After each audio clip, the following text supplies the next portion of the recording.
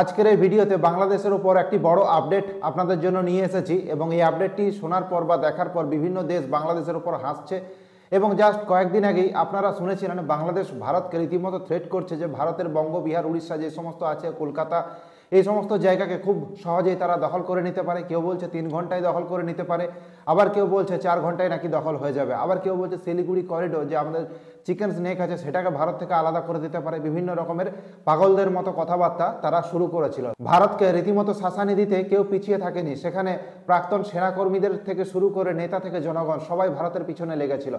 এই অবস্থায় গত সোমবার মধ্যরাত থেকে একটি বড় গুরুত্বপূর্ণ আপডেট এসেছে বাংলাদেশ থেকে। বাংলাদেশের সমস্ত রকমের ট্রেন পরিষেবা প্রায় বন্ধের মুখ থবড়ে পড়েছে। এর কারণ কি হয়েছে?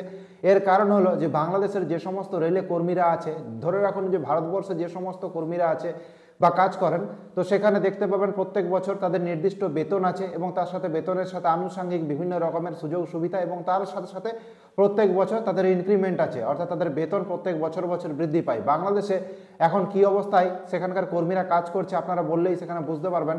বেতন বাড়া তো দূরের কথা, এখন তাদের যে নির্দিষ্ট পরিমাণ বেতন পায় সেটাতেও অনিশ্চয়তা তৈরি হয়েছে এবং তার সাথে সাথে তাদের যে আনুষঙ্গিক সুযোগ সুবিধা আছে, তাদের যে মেডিকেল ফ্যাসিলিটি আছে এবং তাদের ইনক্রিমেন্ট আছে, এগুলো নিয়ে যে ওভারটাইম হয়, তার যে এক্সট্রা পে আছে, এই সমস্ত জিনিস নিয়ে রীতিমতো ধন্দে পড়েছে সেখানকার রেল কর্মীরা। সেই রেল কর্মীর লিস্টে আছে মোটামুটিভাবে চালক থেকে গার্ড থেকে টিটি সবাই, এই সমস্ত কর্মীরা সমস্ত প্রতিবাদে তারা নেমেছেন এবং সোমবার মধ্যরাত থেকে তারা কর্মবিরতির ডাক দিয়েছেন এবং তারা পরিষ্কার জানিয়েছেন যে তাদের যেটা দাবি সেটা যদি সরকার পূরণ করতে ব্যর্থ হয় তাহলে তারা অনির্দিষ্টকালের জন্য ধর্মঘটে থাকবেন। মোটামুটিভাবে 400 ট্রেন বন্ধ হয়ে গেছে এবং একটি স্টাডিতে যদি আপনারা দেখেন, মোটামুটিভাবে একটা হিসাব যদি আপনারা দেখেন তাহলে বুঝবেন যে বাংলাদেশে প্রত্যেক দিন প্রায় 2.5 লক্ষ মানুষ ট্রেনে যাতায়াত করেন এবং যে সমস্ত মানুষজন আছেন, যে লেটেস্ট যে আপডেট পাওয়া যাচ্ছে, সেই ধর্মঘট এই অবস্থাতে আজকের ডেটে দাঁড়িয়ে উঠে গেছে। কিন্তু সেখানে এই কয়েকদিনের মধ্যে যে অসুবিধাটা হয়েছে, যে সমস্ত মানুষের রিজার্ভেশন ছিল বা টিকিট কাটা হয়েছিল তাদেরকে শেষ অবধি বাসে করে বাড়ি যেতে হয়েছে বা তাদের যে গন্তব্যস্থলে যেখানে তাদের যাওয়ার কথা সেখানে তাদের পৌঁছাতে হয়েছে বাসের সাহায্য নিয়ে। এবার আসি মেন হাস্যকর বিষয়ে। দেখুন, যে দেশের ট্রেনের কর্মীদের বেতন দেওয়ার পয়সা নেই, যে দেশের যে মূল্যবৃদ্ধি সেটা নিয়ন্ত্রণ করার ক্ষমতা নেই, যে দেশের ডিমের দাম বেড়ে যাচ্ছে সেখানে ডিমের দাম কন্ট্রোল করার জন্য মাথা মস্তিষ্ক বলে কিছু নেই, সেই দেশ রীতিমতো ভারতকে শাসানি দেওয়ার জন্য অস্ত্র কিনছে কার কাছ থেকে? না এক ফকির নাঙ্গা দেশ, সেটা হলো পাকিস্তান। তার কাছ থেকে নিয়ম করে আরডিএক্স থেকে শুরু করে বিভিন্ন যে সমস্ত পেপারে ছাপছে আপনারা দেখবেন, সেখানে তাদের হাতিয়ার, ট্যাঙ্ক এবং ড্রোনও নাকি তারা কিনবে বিভিন্ন দেশ থেকে।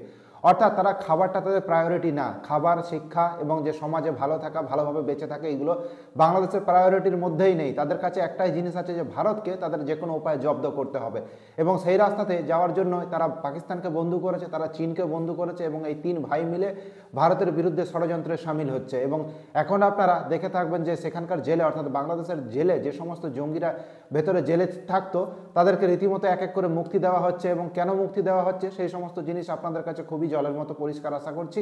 কারণ তাদের একটাই উদ্দেশ্য হবে ভারতের মধ্যে অস্থিরতা তৈরি করা এবং ভারতের যে 7 সিস্টার আছে, বিশেষ করে উত্তর পূর্ব ভারতের বিভিন্ন জায়গাতে সেখানে অচল অবস্থা তৈরির চেষ্টা করা। অন্যদিকে যদি আমরা দেখি যে বাংলাদেশের নির্বাচন কবে হবে, কারণ এই যে সরকারটা বসেছে এটা একটা অন্তর্বর্তীকালীন সরকার, সেখানে দেখতে পাচ্ছেন আপনারা যে বাংলাদেশের যে অন্তর্বর্তীকালীন সরকার আছে, মোহাম্মদ ইউনূসের বিভিন্ন প্রতিনিধিরা জানাচ্ছে যে 2025-এর শেষের দিক অথবা 2026 সালে ভোট হতে পারে বা নির্বাচন করার কথা তারা ভাববে, অর্থাৎ সেই সময় করার একটা সম্ভাবনা আছে। তো এই জায়গায় দাঁড়িয়ে মোহাম্মদ ইউনূস খুব ভালো করেই জানে যে যদি একবার নির্বাচন হয় তাহলে যে সমস্ত রাজনৈতিক পার্টির প্রতিনিধিরা আছে তাদের থেকে প্রধানমন্ত্রী হবে ইউনূসকে তখন আর কেউ মানবে না বা তাকে তাড়িয়ে দেবে দেশ থেকে। কিন্তু এই সমস্ত জিনিসের মধ্যে মোহাম্মদ ইউনূসের কিছু যায় আসে না, কারণ এই মুহূর্তে মোহাম্মদ ইউনূসের বিশ্ববাজারে যেখানে যেখানে যে যা সম্পত্তি তার কেনা আছে সেখানে গিয়ে আরামসে বসবাস করতে পারবে মোহাম্মদ ইউনূস এবং তার মেয়েরা বিভিন্ন জায়গায় প্রতিষ্ঠিত। সুতরাং বিপদে পড়বে বাংলাদেশের সাধারণ মানুষ যারা তাদের কথায়, এই মোহাম্মদ ইউনূসের কথায় ভারতের দিকে পাথর ছুড়ছে, ভারতের বিএসএফকে অ্যাটাক করার চেষ্টা করছে, ভারতের জমি দখল করার চেষ্টা করছে, লুঙ্গি উড়িয়ে ভারতকে আঘাত করার তারা চিন্তা ভাবনা করছে। এই মানুষগুলো মরবে এবং এই অবস্থায় দাঁড়িয়ে অনেক বিশেষজ্ঞ মহল মনে করছেন যে বাংলাদেশ হয়তো খুব শীঘ্রই 4র্থ স্বাধীনতা তাদের পেতে পারে। তো এই ছিল আজকের একটা ছোট্ট ভিডিও, আশা করছি আপনাদের ভালো লেগেছে। যে দেশের ট্রেনের কর্মীদের বেতন দেওয়ার ক্ষমতা নেই, সময়ে বেতন দিতে পারে না, তারা নাকি ভারতকে অ্যাটাক করবে। আপনাদের কেমন লেগেছে আজকের প্রতিবেদন অতি অবশ্যই কমেন্ট সেকশনে লিখে জানাবেন। ফেসবুক থেকে দেখে থাকলে অতি অবশ্যই আমাদের পেজটিকে ফলো করে নেবেন এবং ইউটিউব থেকে দেখলে অতি অবশ্যই আমাদের এই চ্যানেলটিকে সাবস্ক্রাইব করে নেবেন।